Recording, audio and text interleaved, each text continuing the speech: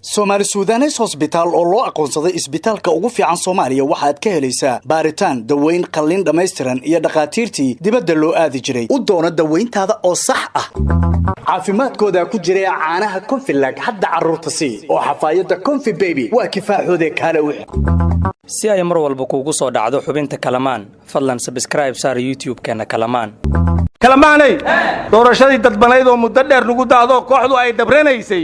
shirarkii u dambeeyay dardar ay galiyeen iyo degdegsiima miya durduraan arkayaaye axmedow ha durduriso waaba nagu daahday war abdilo aan eelasiin gorday hoodey waliba eri doontana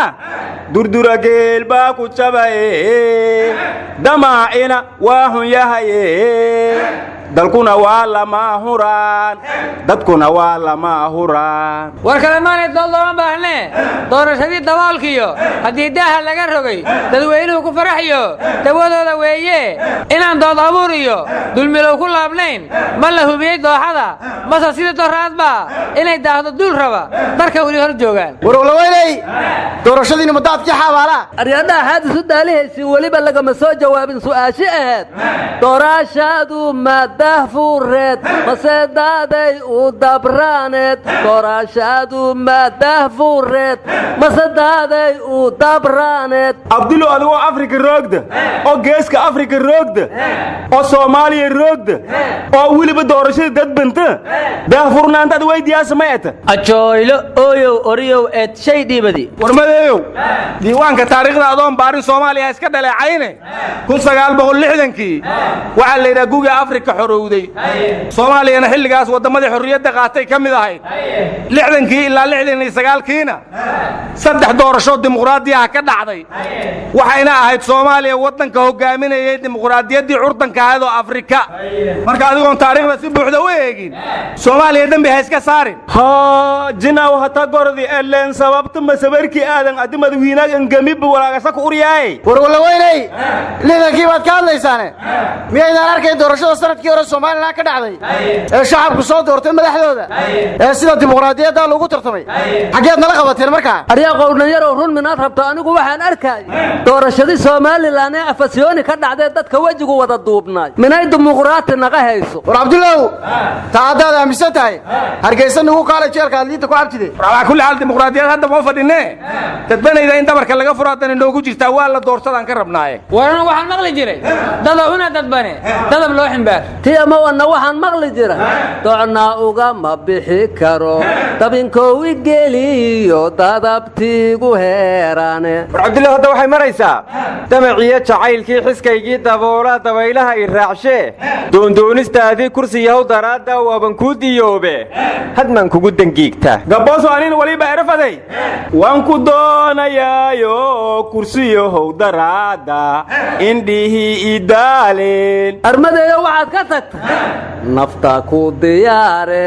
dalka kan ka doortow hadmaan dadab gelayna waradhaay war ma haysaane khilaafkii u dhaxeeyay dan iyo diyaano oo ilaa hadda salaadiintii iyo siyaasiyiintii xal ka gaari waayeen boqor axmed boqor cabdulaahi boqor muuse kiinkon oo raadiyo kulmiye kanada kala soo hadlay wuxuu yidhi puntlandaan tegayaa dhexdhexaadintana waa ka qayb gelayaa dhaxalka boqortooyada aniga xaqule miyuu yidhi war puntland boqor buur madoob hadda ka hor dhexdhexaadiye ma loo yeedho aryaa qowdhanoo buur madoobay kaaga dhegtay kiinkoonoo kanada ka soo socday xaajadu maraysa war boqor kiinko hadii kooy boqor burhaan uu si iskaga taarlafado hay war warkayga dhexgelinine boqor axmed boqor cabdulaahi kiinkon wuxuu yidhi labada dhinacba waxaan ka codsanayaa inay ummadda u turaan boosaasana waa beled nabadeed oo Soomaaliya oo dhan lagu soo dhaweeyay aan dagaal dambe ka dhicin intaan ka imaanayay arrinta hal igu simuu yidhi war kursiga wada halka la isii xirmiyay yidhi war kiinkon hadaad maqasho waa boqor qaan gaaray war arrinta boosaaso bilowgii way dhaweeyde yaa sii fogeeyay masalaadiinta mise siyaasiyiintii gadaal kaga biiray war dekada boosaaso ma sikane meesheedii taagantahay ma liibi wala taay raw sameeyay war xagee u jeedayaan dhaqankuba ha baxday dheene war Allah caafiya fayeenka xukuumadda Maxamed Ibrahim Macallimow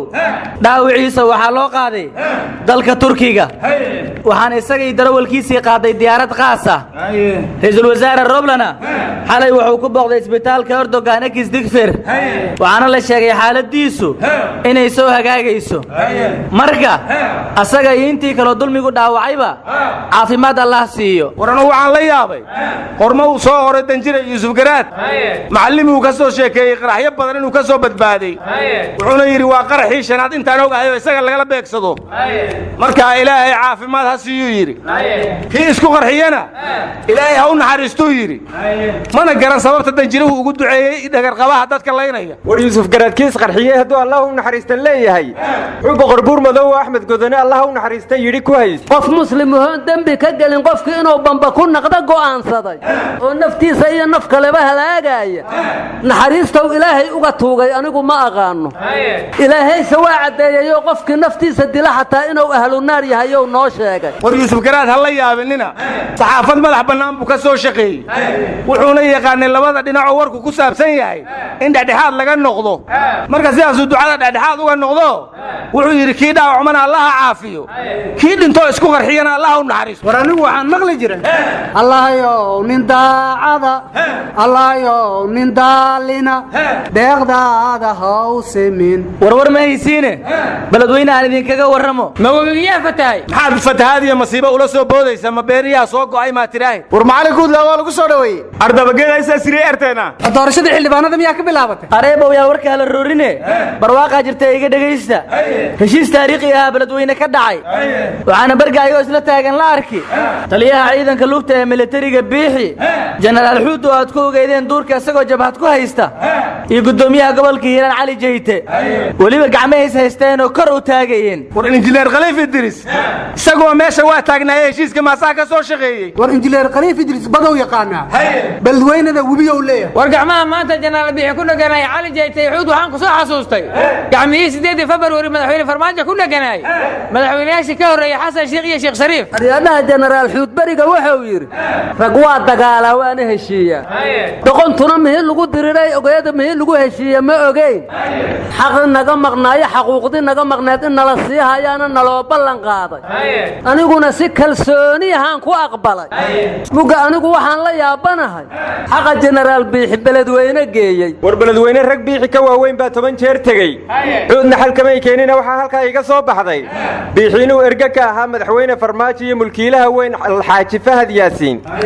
go'aana lagu gaadhay in beledweyne la aslaaxiyo maadaama kursigii sayidka laga soo wareejin waayey beledweyne war kursiga fahad dhuusa mareebma la geey waay war dhuusa mareeb kursigii kulanaa yaallo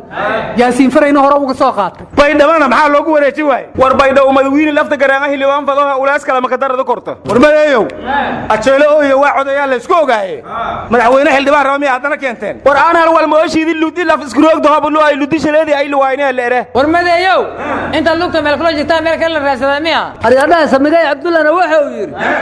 oo martii dheereegii maamuushe muduurseehe miyaan marayn martii dheereegii maamuushe muduurseehe miyaan marnayn warwar ma haysaana qadiyadii somalilan way fogaatay ma etoobiyay bari u dhaaftay xaggay sii maraysaa warwarkaani kaad ku soo boodi jirteen maahane boqortooyadii ingiriiska